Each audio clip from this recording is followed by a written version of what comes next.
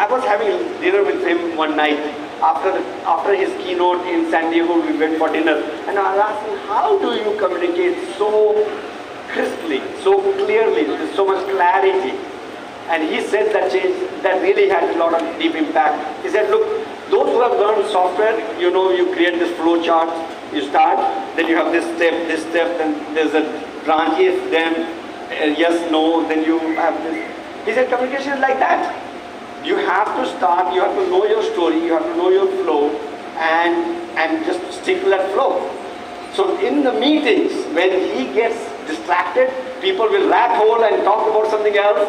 He will come back and say, okay, this is the point I made, this is the next point. Because in his mind, it's really a structured way, things that he needs to say. So that's something that I have learned from Satya. The second learning for me is,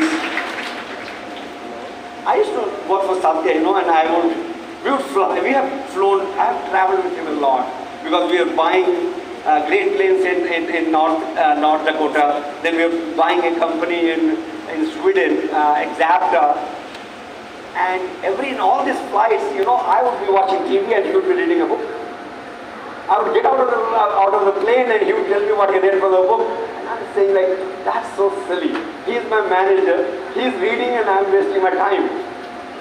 What he taught me was continue to learn.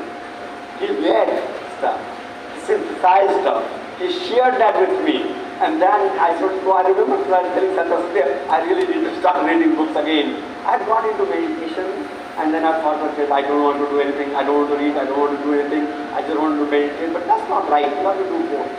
So anyway, listen, the other thing is, you cannot, see there are two ways to learn.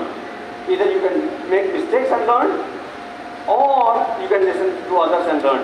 And reading book is just listening to others because somebody else is like that. But the point is that not only when you are in college, but more importantly, when you get out of the college, you have to remember you need to continue to learn. Doctors are the best. They can learn like for the rest of the year, like the rest of their life, because things are changing.